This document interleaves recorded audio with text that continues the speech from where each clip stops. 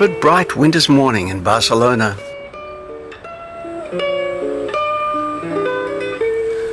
My travelling camera person, Violeta Brana-Lafourcade, has come here to talk to people about Bicing. Since 2007, thousands of these strange-looking bikes have been sprinkled on the streets of Barcelona, transforming it from a car-crushed metropolis to one of the most bike-friendly cities in Spain. Hello Esther, welcome. Thank you. Violeta talks first to Esther Anaya, This is my office. Yeah, who's perched high above the city beautiful. and working for these folks. I'm a bicycle mobility consultant, and one of my specialities now is public bikes. Bike share, the bikes you don't have to own, just use as you will, are spreading around the world. There are now 460 schemes in 28 countries. Hi Esther, it's Mike here. If I sound a bit groggy, it's because it's 4 a.m. I gather that Bicing's been a huge success in the number of users, above all expectations. Has it perceptibly changed the relationship between motorists and cyclists, do you think? Well, I think it comes with the visibility of cycling. So people have to get used to see bicycles around. I mean, it's very important that a driver sees bicycles so that they don't open the door without looking before if there's some cyclist coming. And this is something Bicing has contributed a lot, I think, because people has become used to see bicycles going around, the red and white bicycles. So, and people have learned to take into account the cyclists and the bicycles in general, helped by this Bicing development. So these bikes have brought a good vibe to the city, I guess? Yeah, sure. It is part of the identity of the city right now. Now, a lot of people identify Barcelona with Bicing as far as they identify with Gaudí, and of course. But I think Bicing has given a lot of publicity of Barcelona as a cycling-friendly city in Europe, sure. But why have people taken so eagerly to these Bicings in what was recently a non-biking city? Well, people felt surprisingly safe on these bikes, whether on the separated cycle paths or feeling a bit less safe in the traffic. Is it safe to have people out on bikes? Maybe people who haven't been on a bike for years, and on top of that without helmets. I mean, We have very few accidents in bicycle. In fact, I can show you, bicycle is one of the safest modes. So after walking, the best thing you can do if you want to be safe is take a bicycle. can you show us a little bit of the stats there? This is pedestrians. Okay. This is bicycle. The chart shows that cycling ranks just above walking, 4 times safer than a car. Australia, just the opposite, 4 times more dangerous on a bike than in a car. This is motorbikes.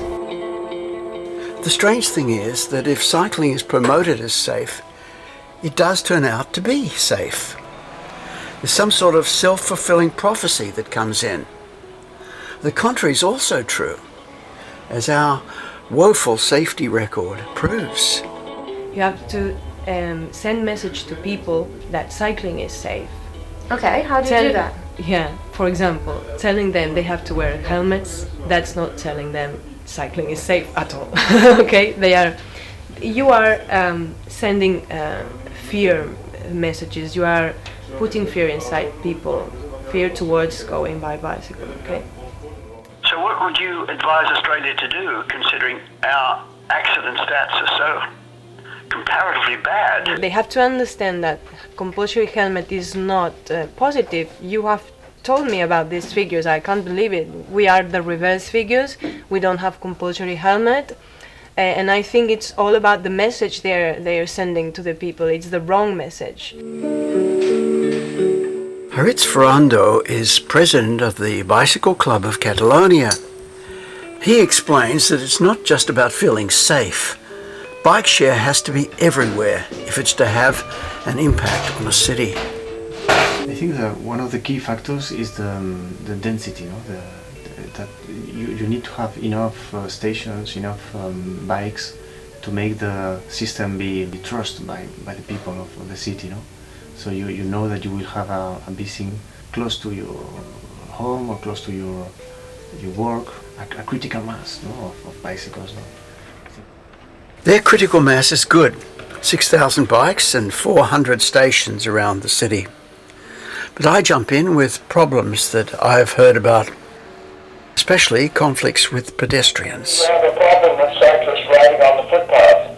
Yeah, that's one of the things. All these beginners, these new cyclists, have the tendency of using pedestrian areas, the sidewalk, and that's something. But if people have the choice of a bike lane, then I guess they're not going to be riding on the sidewalk, are they? Yeah, we need to improve our bike lane network, that's a fact.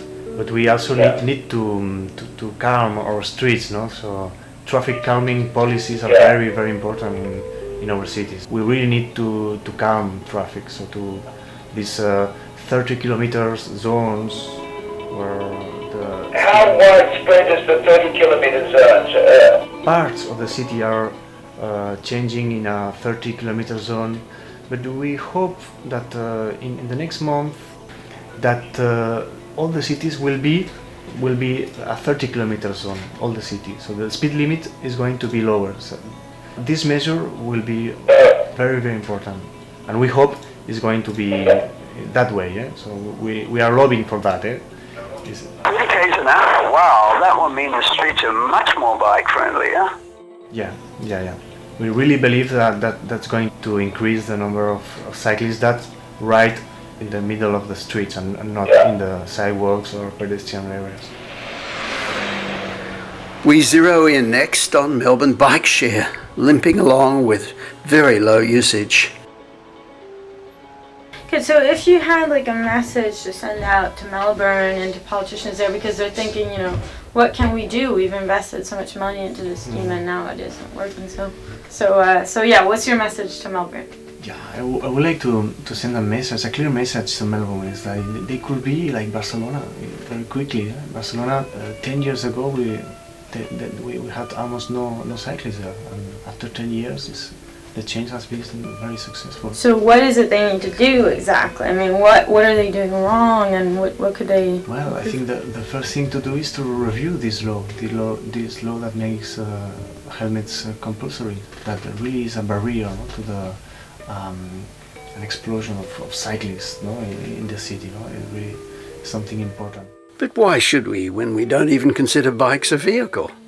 Take a look at the government's Green Vehicle Guide and see if you can find any mention of a bike. If I could just jump in, Haritz, here, it's really a question of political will, isn't it? Of course, it's important to really believe. Also, the government there has to be convinced that cycling can bring lots of benefits to the city.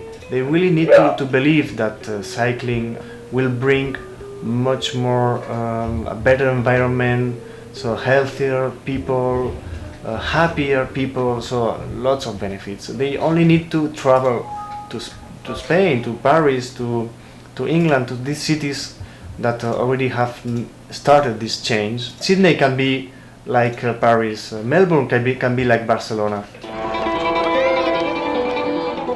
Strange as it may seem, these people here do care about us. A rich, progressive country like Australia, just limping along in bike share? Melbourne bike share is bleeding money, and it doesn't have to. We must try a helmet exemption for these bikes before it's too late.